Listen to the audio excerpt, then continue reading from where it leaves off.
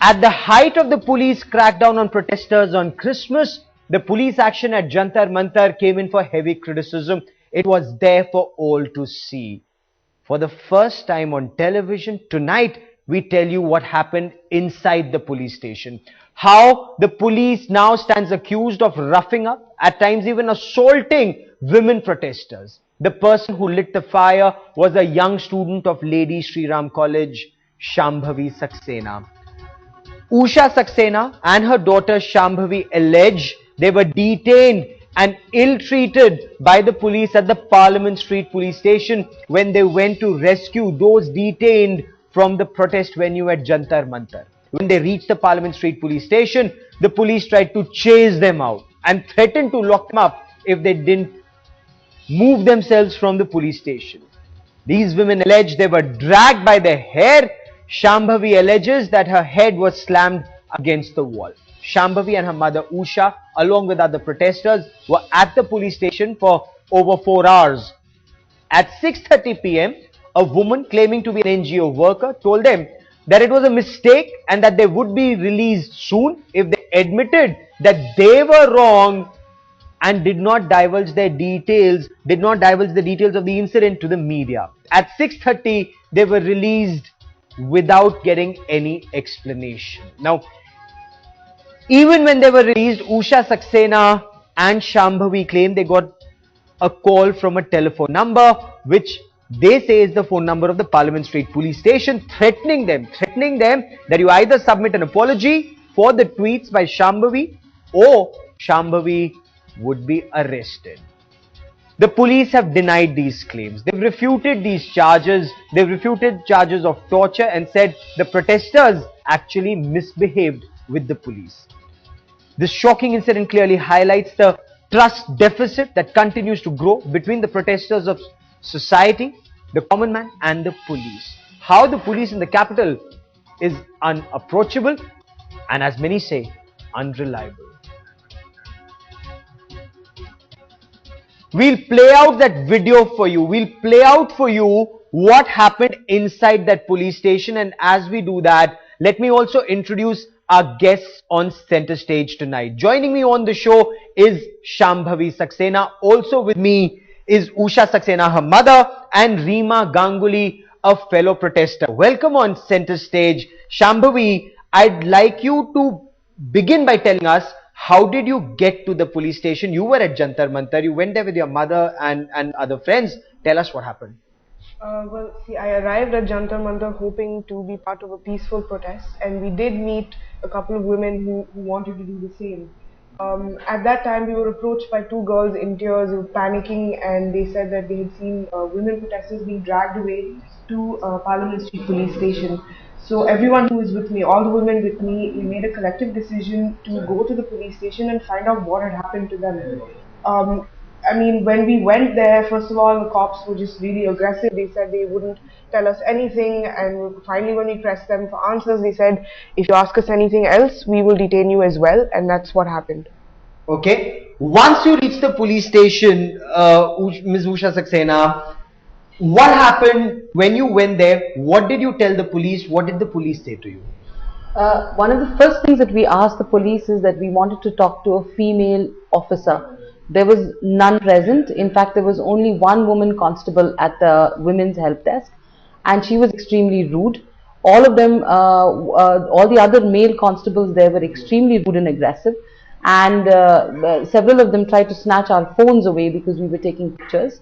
And when we demanded to know why those women were being detained, they told us something about Section 65, and they told us that the other women would not be released and that we should leave the police station. So we said that we are not going to leave the police station till the other women came out with us, and at which stage, after a very heated quarrel with the SHO, we didn't know he was the SHO at that time. He was one of the most aggressive male policemen there. He ordered the female constables to catch hold of us as well and detain us as well. Okay.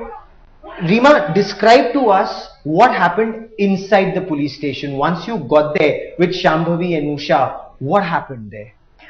Well, first I saw an empty desk. There was no one at the women health desk, which is usually the case. Somebody did arrive, and she was, I think, a constable, woman constable, who started talking to us, and then she really had no answers to our questions. Why were those women taken? Why were they detained? Where are they? One of the friends of those women who were detained, she was pleading with this constable, saying, "Let me just see them, let me just talk to them for 2 minutes." And before we could even realize what was happening, suddenly we saw the SHO coming in, and we saw other police guys coming in, and they all started shouting at us.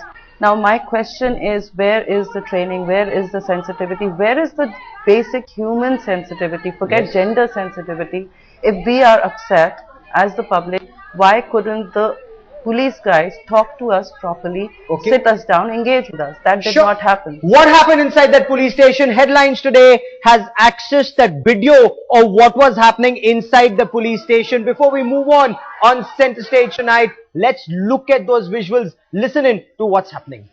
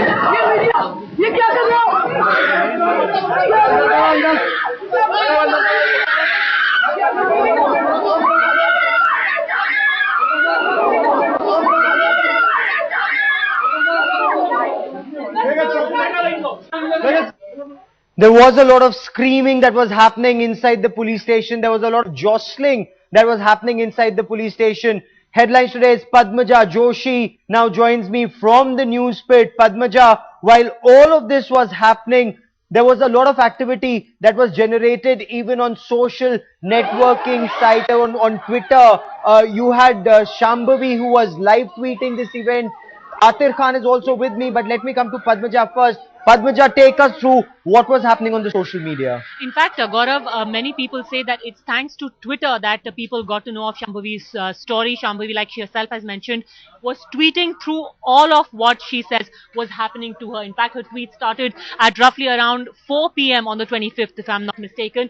And this is her first tweet at the time when she was apparently going towards the Parliament Street police station. She said, "Just got word, police is picking up women protesters from Jantar Mantar, detaining them. This is insane." Then she talks about at the Parliament police station, our friends have been detained. They will not say why. Same story. Then this is when she starts talking about the assault on her and her friends illegally being held here at Parliament Street police station, Delhi, with 15 other women. Terrified, please RT. This is the tweet, in fact, which grabbed people's attention across the social media, and people apparently started calling up the Parliament House police station to figure out exactly what was happening. It goes on and on up till the time that Shambhavi and her friends were released a little past 6:45 p.m. Gaurav. Okay. Shambhavi, you tweeted this. What happened after that tweet? Well, it took a while, but we were approached by a woman claiming she was from an NGO, and she said that mistakes had been made from the police's side, and that we would all be released on the condition that we wouldn't speak to the media about anything that had happened. And following this, when we were just about to be released, I suppose the media had picked up on the tweets, and people had begun calling the station saying, "Where is Shambhavi?" So we had not given our own names. We had given different names because I'm sorry, I just don't feel comfortable giving, I don't feel safe giving my personal details to the police. If what if they come to my house? What if they misuse that information and they hurt me or my friends? Were you assaulted by the police? Were any one of you? I'd like to begin with you, Shambhavi. Did policemen rough you up? I believe that the SHO Dinesh Kumar of that police station was the one who pushed me against the wall. I had my hair pulled by the female constables. A lot of us were roughed up, but I mean, this is ridiculous. These are people supposed to be protecting you, and this is how they behave. Yes. What about you? We were being pushed around a lot, but what really got me panicky was when I saw that girl being dragged by her hair by the female constable. I realized then that Shambhavi had let go of my hand and run to help that girl, and the next I saw was that Shambhavi was being grabbed by her hair as well, and she was being pushed against the wall. So I rushed to protect both of them, and we were thrown into a room. We were pushed into a room. So yeah, I mean, we were roughed up. There was no other word for it. You were threatened also. We were threatened after we returned home. After this ordeal, we returned home, and I sat down to put things down on Facebook and in an email, to just record what had happened. And at around 10:30, 10:24 in the night, I receive a call from a Delhi landline number, which says that, with a male voice telling me that he's calling from the Parliament Street police station, and that if Shambhavi and I do not come to the police station immediately, the same night as soon as possible, and give them a written apology saying that she was lying, they would file an FIR against us and come and arrest us in the night itself. So, in one night, we go from being peaceful protesters to actually being, victims of police brutality. I just cannot understand, and right now I'm like shaking with fear, because I'm here as a mother. I appreciate what my daughter has done. She's been very brave, but I'm so scared that she can still be targeted, that she can still be singled out by cops who I don't know, they may just want to, wreak vengeance on her. Now, I cannot understand how, if this is the case with educated women like us, with women who obviously have contacts. I cannot imagine how, poor women from villages, I don't know what kind of fear they must be going through when they see the police. Is that your fear also, Rupa? Absolutely. I am very worried about Shambhavi. I am worried about myself. I am worried about her mother. I don't know what's going to happen. How am I supposed to feel? Am I supposed to feel like this? Are they supposed to protect us? Or are we, we are supposed to be scared of them? Who are we fighting? Am I going to fight the stranger on the street, or am I going to fight the protectors? Who am I fighting? Yeah. Let me also bring in headlines today. Associate editor Atir Khan for more on this story. Atir, you've been speaking to your sources in the Delhi police. They've put out this video. What is it that your sources in Delhi police are saying? Will they inquire into this incident that took place inside the Parliament Street police station? Well, Gaurav, one can understand the sentiments of Shambhavi, Ms. Saxena and Ganguly, because they were part of the group which was agitating there that evening. We know that there was a clampdown by police and tempers were high. But having said that, when we interacted with the police officers, they said that though an inquiry is being conducted into it, however, they told us that the entire group was, warned not to break the barricades. There were restrictions they had to impose. They had to ensure that there was law and order, there was no anarchy. However, they broke the barricade at Jantar Mantar, and then they moved towards, the police station. Therefore, they were detained under Delhi Police Section 65, which is a detention without arrest. They also say that when they reached the police station, they were also, the police was provoked, and the group was misbehaving with them. However, they are saying that they stopped short of registering a case against the group on two counts. One was that they were naming names at them, and also they gave incorrect information about that identity. So this is the version which we are getting from police. We have And we've conflicting versions repeatedly from asked the both Delhi ends. police, we've requested the Delhi police to come on camera and state what was happening there, whether they'll inquire into this, but for some reason, they are not doing that. Now, Zafar Masood, you're a social activist. You were also there at that police station. Tell us what happened. Police did misbehave with women protesters. Okay, actually, I'm following this case for last 3-4 days, and so actually I start following Shambhavi on Twitter, and so I'm also on Twitter. I'm a traffic activist. I'm trying to bring police and public closer, and it's I'm already in news because of that. And so, okay, actually I'll call up. Actually, I was shocked to learn that policeman has beaten some girls inside this police station. I immediately call up the police station. I check out whether somebody with name that somebody named Shamu is there or not. But policeman has said there's nobody there with the name of Shambhavi. So I immediately rushed to police station, and they have given different story. I met few guys over there, few guys and girls, the NGO. Yes. They said that some protesters, they were outsiders, and they provoked us, and they have beaten up. Actually, some protesters say some of the lady has grabbed their collar and beaten up all these protesters. They try to incite the crowd. But actually, policemen were requesting everybody to keep calm and do the peaceful protest. Then they detained few of the girls. I talked to few of the girls. They were saying that some of the girls among us were very provocative. They were abusing policemen, and so I request you guys to go for throughout Okay, let's once again, before we move on in this bulletin, let's look at that video. Let's see what is happening there, and then I'll come back to Shambhavi. Let's take a look at what was happening inside the Parliament Street police station.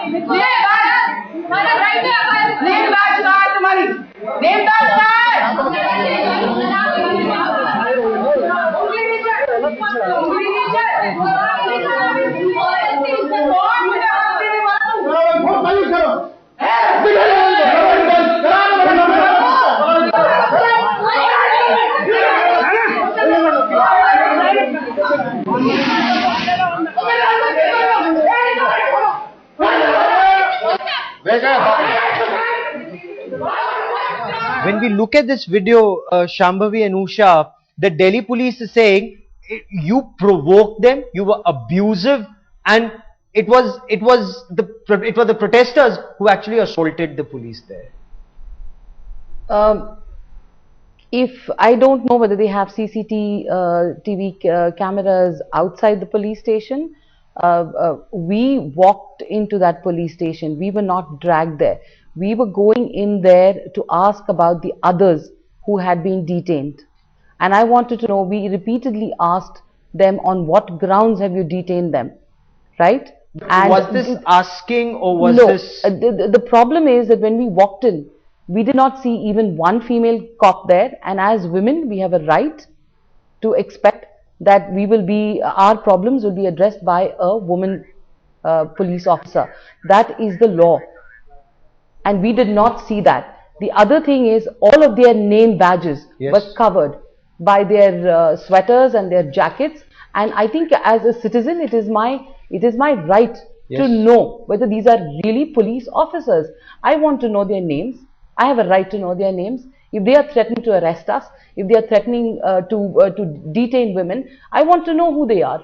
Okay. And it is the law that they have to tell us who they are. They refuse to give us that information. Let me once again quickly bring in headlines today's Padmaja Joshi. Padmaja, even as we speak, this is generating a lot of traffic on Twitter.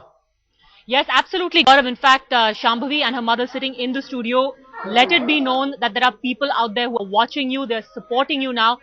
even as we speak, Gaurav, even as Shambhavi and Usha are speaking to us, there are people on Twitter commenting on headlines today. Shamvu now, which is of course the Shambhavi's handle on Twitter. Watch the video. Horrific. Shame on the police. There's Kiran Manra who says on headlines today, Shamvu now. The video is horrific.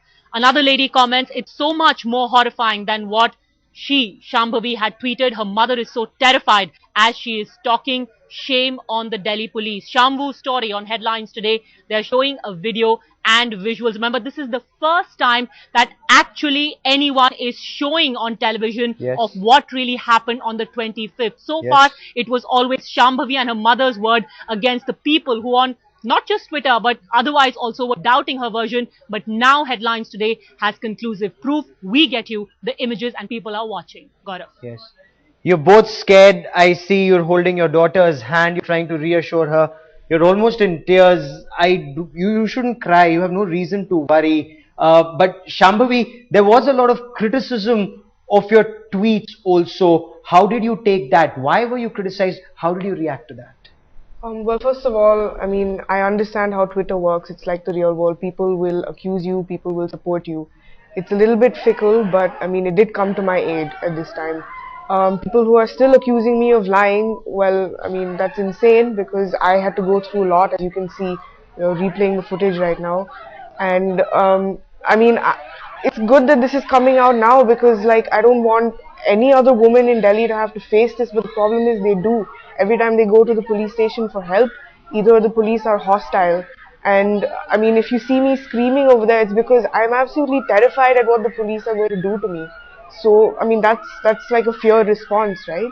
Yes, I mean, if you look at, I mean, if we just boost that audio, that's raw fear in those screams and those shrieks that we see in those pictures. Rima, you're a Delhiite, born, brought up in Delhi. When you go to a police station, after this, would you ever go to a police station again? What comes to your mind when you step out? I actually went to the same police station the next day and my heart was beating really fast. It is beating very fast right now as well. I am scared. I would again ask this question. If we were, let's say the cops are saying that we were being abusive and we were creating disruption, so is that what you're going to do to us? Where is their sensitivity? Why couldn't they make us sit down? Why couldn't there be a calm women police officer calming us down, sitting us down, telling us what happened, what will be the next steps? This seems to be like what used to happen in 1947, where crackdown, everything is crackdown. We don't live in that age. Engage with us. You can't keep cracking down on us. You cannot. Okay. Stop that. Usha, did you provoke the police? The allegation is that you were abusive and you provoked the police into locking all of you up. What do they mean by provoke? Asking a question on what I deem is my right to information about the police, asking for a senior female officer in a police station, is that, and asking that they not, they not touch the girls and not bully them, is that provocation? I have every right to protect my daughter. I have every right. If I think that there is a male constable who is advancing on her with his hand raised, I have every right to tell him to back off. If they are snatching my phone or if they are snatching my daughter's phone, I have every right to tell them to back off. I am a citizen of this country. The police force is there to serve me, to keep me safe. They cannot threaten me. And right now, it's fear of what is going to happen to my daughter in the future. Because why are you scared? Scared. What is your fear? Because she's now out there in the public gaze. Everybody knows her. So the police have all our information. They know where we live. They know my phone number. It's not going to take them very long to pull out her phone number. And I don't know how long this kind of harassment is going to continue. I don't trust the police anymore. And it's seriously, I don't know. Of course, if you try to harm my daughter, I will scream my head off, and I am not apologetic for that. I will fight for my daughter.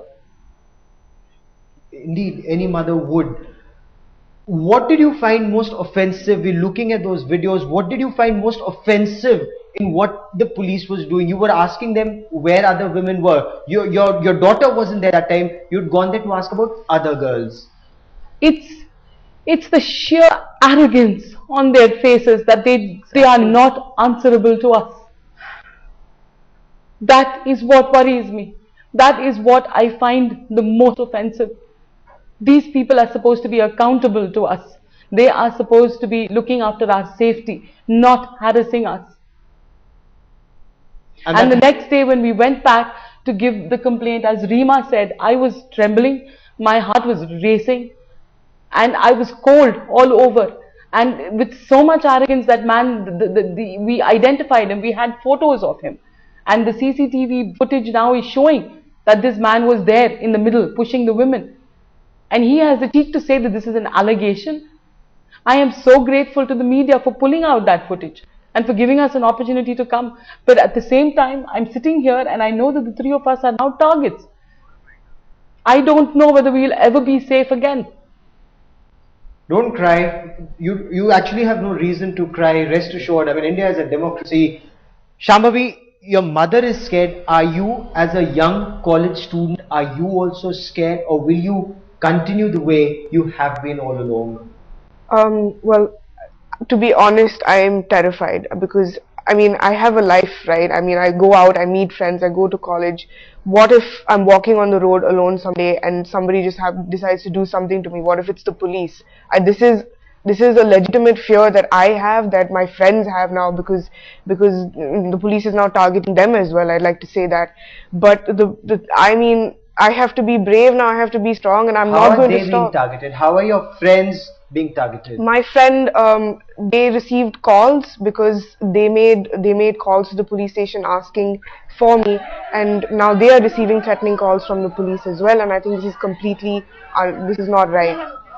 Shambhavi, in these pictures, you're extremely aggressive. You're taking on the police. You're not backing down, and that's a good thing. That's a good thing that you're strong and you're taking them on. Describe to us what was happening inside when you were. What was the police saying? How were you responding? The police was extremely hostile with us. They straight away said, no, we're not going to give you any information.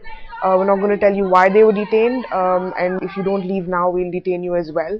And I mean, when you're seeing that kind of hostility, you can't be sweet with them. You can't say, please sir, please tell us. I mean, if they're yelling at you, you have to yell back. I mean, you need to get your voice heard. I mean, you need to say that, fine, you're in uniform, but I'm a citizen, I have rights, and I want you to tell me right now, I mean, what is going on. Yes, rights activist Madhu Kishwar joins me on the phone line. Madhu Kishwar, the police say the protesters were extra aggressive. The protesters actually beat up some of the police women and others inside the police station. This is for the first time that we're putting out that video of what happened inside the police station. How do we get accountability when the police refuses to even probe such a serious matter? My request to you is to take the footage of what happened at India Gate. Almost all TV channels covered it. And the first eyewitness accounts that I've heard makes it very clear that the police violated every rule in their own protocol. For example, there were a group of agent provocateurs who started stoning, and they were far away from the protesters who were sitting quietly, doing their street plays, shouting slogans, singing songs. The police, in fact, actually came charging at these people, let the stone throwers, the real mischief mongers, get away. They ran away and they brought them towards the people who were sitting quietly and lathi charged them. Elementary common sense as well as their own protocol demands that you isolate the mischief mongers from peaceful citizens who are doing quiet, peaceful protests. They did the very opposite. And secondly, I think you have the footage. My request to all TV channels is, take the photographs from your footage of people who were actually doing the mischief, who were throwing stones, who attacked buses, put them in the universities, put them in colleges and say, please help us identify these. it will not be difficult. The police will never do an honest job, but luckily you have the original footage, all of you. And I think it's extremely important to expose this mischief that Delhi police has indulged in. You lathi charge, it's a deliberate, it's the old Bhindranwale trick, you know. Inject terrorism, inject violence in peaceful protest, then use that violence to discredit the protest, which is peaceful, and unleash repression. And implicating people, arbitrarily picked up people, 8 people that they picked up, very arbitrarily picked up people, in all these false cases is a way of frightening everybody. And that is exactly what is happening on ground zero. We've all seen pictures of what was happening at India Gate and at Jantar Mantar. We were there. We as journalists, when we were reporting, we were lathi charged. Our cameras were broken. Our studio, our field studio was attacked. That's one aspect of this story. But the question that we're asking here on Headlines today is, has the trust deficit between the police and the people hit a new low? That's the question we're asking our viewers. Our numbers are on your television screen. Call us, tell us what you think. And Randhir is my first caller. Randhir, the police says it's the people who attacked us. The people say the story is completely different. Has this trust deficit hit a new low? Sir, my question regarding after going through this videotape is that what that particular police station have written in their DDR, because after going through whole of the video, whatever has happened has to be written in the DDR. Right. Number 1. Number 2, I think after taking into cognizance of these videos, National Human Rights Commission will lodge a complaint against the police at Delhi, and some human rights organization throughout the country will also lodge complaint with the Human Rights Commission. Let us see what the National Human Rights Commission does in this case. Anand joins me from Bangalore. Anand, go ahead. You're looking at these pictures for the first time of what was happening inside the police station. You're looking at how the police treated women protesters inside a police station. Go on. Yeah, hi. I'd like to first really salute these ladies for standing up over there and taking care of themselves and taking a stand on the whole matter.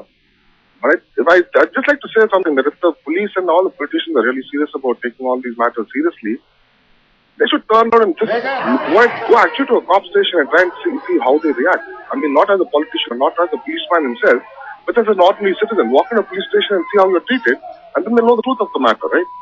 Everything will just come out clear for them to understand. Yes. And Shambhavi, you were not only detained at the Parliament Street police station, you were detained twice over 2 days. Why did that happen at 2 different police stations on 2 different days? This happened because apparently the police had imposed section 144 all over central Delhi, and me and my mom, we were walking to India Gate on the 24th. We were just walking, 2 women alone. I had a couple of posters rolled up under my arm. One said, "This is a peaceful protest."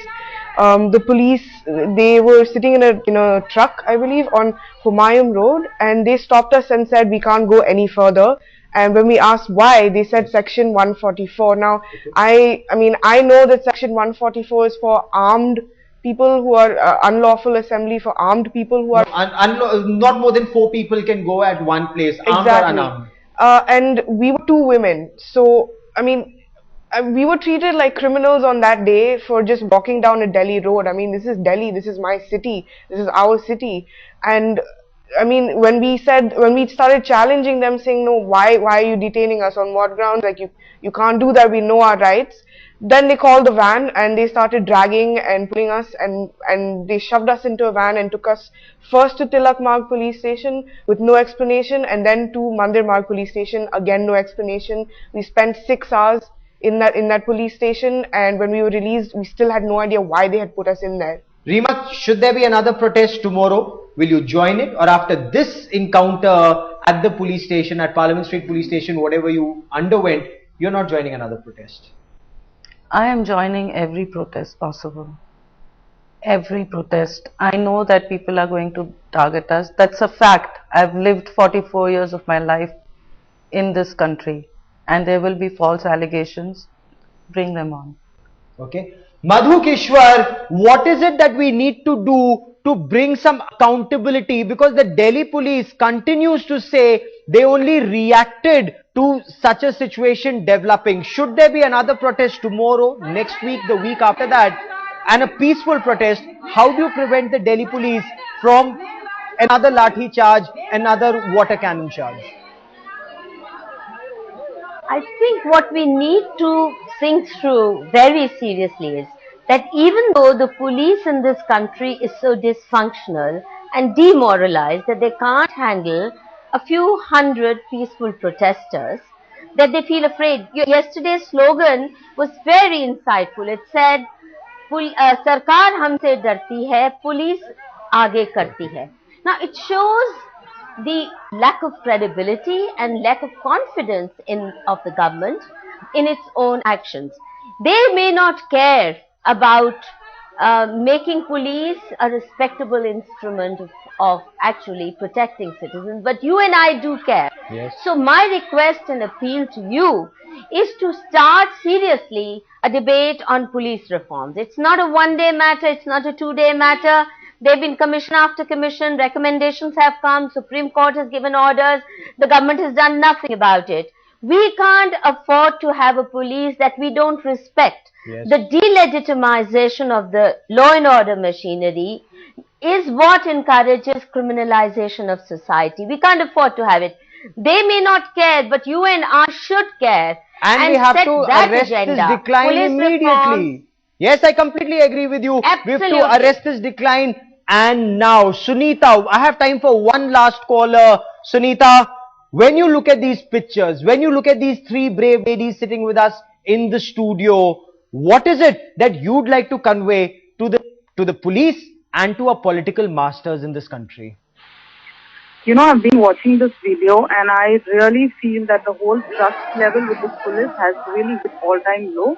Because if I had not known about the issue, I had not seen the video and just heard Shambhavi's mother talking, I would think that she's talking about some terrorist group. The way she's, shivering and the way she's scared, I would really not know that she's talking about the Delhi police.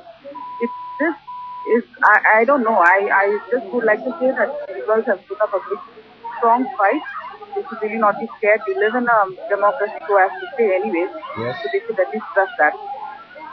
Yes, indeed, we are in a democracy. We are proud of the fact that we live in a democracy where we need accountability, and perhaps that is what is required at this level. Shambhavi, many thanks for joining us here on Center Stage. Your mother, Usha and Reema, many thanks for joining me. I'd also like to thank Madhu Kishwar for being a part of the show, and Zafar and the entire Headlines Today team for putting this show together.